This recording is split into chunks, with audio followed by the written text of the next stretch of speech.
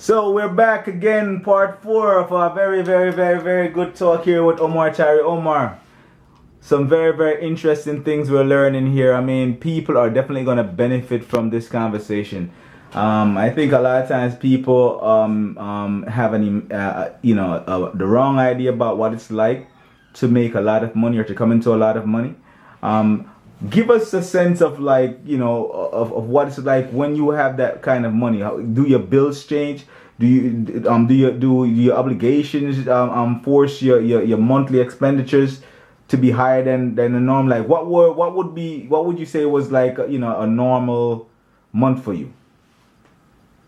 Yeah, it depends on the person. I think I was a serial entrepreneur. I always wanted to do some new business.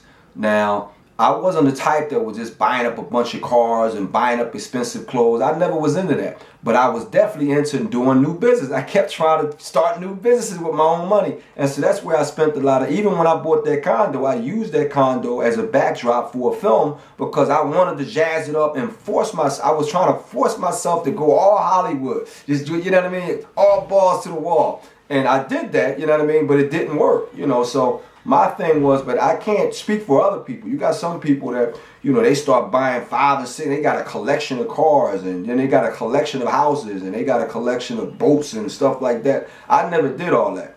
So I lived as a regular, normal person. I was still going to football games, basketball games. My family had season tickets at one point, but they wasn't that expensive. You're talking about like $6,000 for the whole year. You know what I mean? We had season tickets. Now, I look at that and say, I'm going to spend $6,000 one pop for season. I probably wouldn't do that now, but when I had the money, I was like, yeah, $6,000. And then it changed where, they moved to a new arena, then it went up to $12,000. I was like, whoa, that $6,000 was good, 12 doubling it. So it depends on you. I think the thing I spent the most for, again, was the vacations.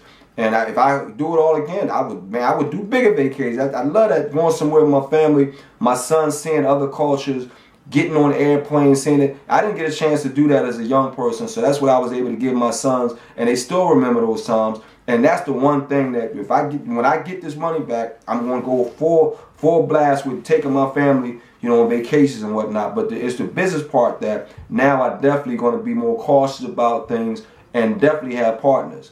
And so I was not a frivolous spender in that way, but each person is different. If you like fur coats and diamonds and jewelry and all that stuff, your fur coats and your diamonds and your blings and your items of like ostentatious waste were not so much, those things. Your items were actually businesses. Yeah, business was. So give us a sense of or give us a idea of some of the businesses that you were involved with. Music, I spent a whole lot of money. Let's hear about it. What's the name of your music company at that time? I had a company called Hot Lava Records, and I spent about 2 years, but we put out a soundtrack that was very hot, but we didn't have. What was the name of the soundtrack? It was called Cold Blooded, and I had the idea of. What was that about? That was like a soundtrack to a book? Yeah, it was a soundtrack to a book, and we wanted to do a movie, and we wanted some major labels behind us, but they wouldn't get behind us, and I couldn't get the movie out, so it was just a book and my own label putting out records, and I didn't have any stars on it. We had one star, Nivea from Atlanta, and Job Records would not let us put her record out as a single. And so it just could be on the album. And so I didn't have a way of marketing. I wasn't with the majors. And then you find out how expensive it is back then to market a record where, some of these marketers wanted $30,000, $40,000 a pop to market one song. And that's when videos were like $100,000 and $200,000. It was expensive as hell back in the early 2000s when I was messing around with the music. And so it was just money going after money, going after money, going after. So how much money would you say you invested in your Hot Lava Entertainment? Man, it must have been almost $1 million, man, in a couple of years messing around with that stuff because it kept eating it up and eating it up and eating it up and eating it up. And then somebody finally broke into my studio. I had a studio and smashed and took everything out the studio, and that was it. That's where I finally said, you know what, dude? So somebody stole you out of the business. Yeah, that was it. So that was just rough. Finally stopped me from bleeding all kind of money with that music stuff. Mm-hmm. Then I did the magazine. Did you make any money from the music?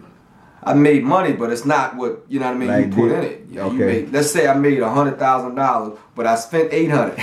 You $700 in the hole. Wow. So no, I'm not gonna say I made any money if you spent that much to do it. Then I put out a magazine. I did Fly Girl T-shirts. You know, so I did it. And then the movie thing I did, I spent a good $60,000 trying to do that, and then trying to market that. So it's just money over money, you know. And then you got your regular bills that you have to pay continuously. And back then, you know, I paid life insurance. Life insurance was like $800 a month. I was paying life insurance for several years. I had to finally say, look, my wife was working. We get none of your life insurance and your health insurance. This is expensive. So stuff like that, where you're not thinking about it as an entrepreneur, you don't get no benefits, man. You socking, all your money's coming out. And so people don't think about that. You know what I mean? You're paying $800 a month for life insurance for your family.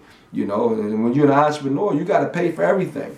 And so, yeah, it's not like you're just throwing money up in the air. You got to pay for all the stuff. And then you have family members that kept having, you know, situations that you bail them out with, you know. And so that's why my family never tripped when I needed money, because I was always helping them.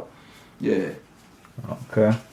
I mean, life of a hustler, life of a man who made it.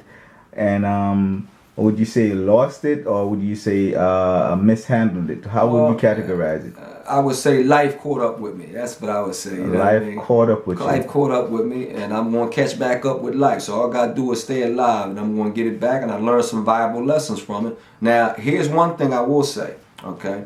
With my family, which I'm still with, my 2 sons and my wife, when I lost a lot of the capital, I actually became closer to them, because I didn't have money to travel like I used to chase whatever I was chasing. When I had money, even when I had that condo, I'm thinking about when I had that condo in Charlotte, I spent a lot of time messing with music down at the condo, trying to do movies, all that time away from my family.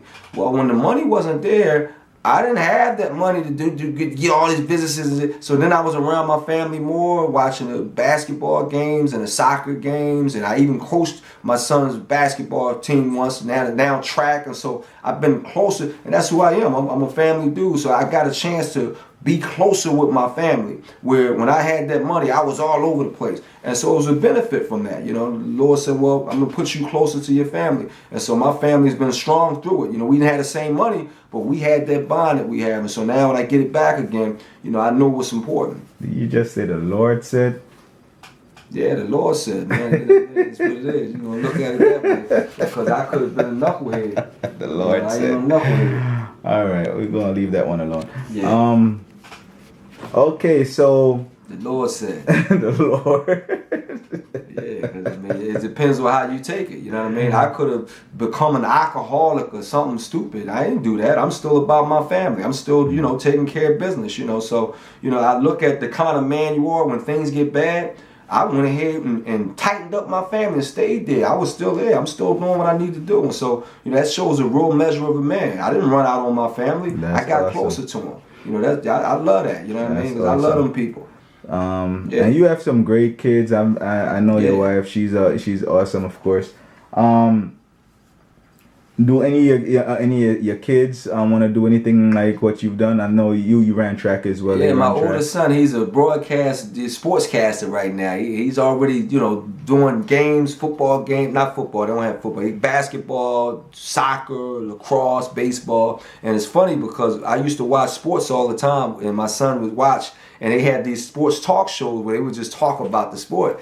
And my son couldn't understand, why are you watching these talking guys? They're not playing a game, they're just talking. And so he called them talking guys. And now he wants to be one of them talking guys. That's awesome. And so every time I bring that up, I got funny. some movies.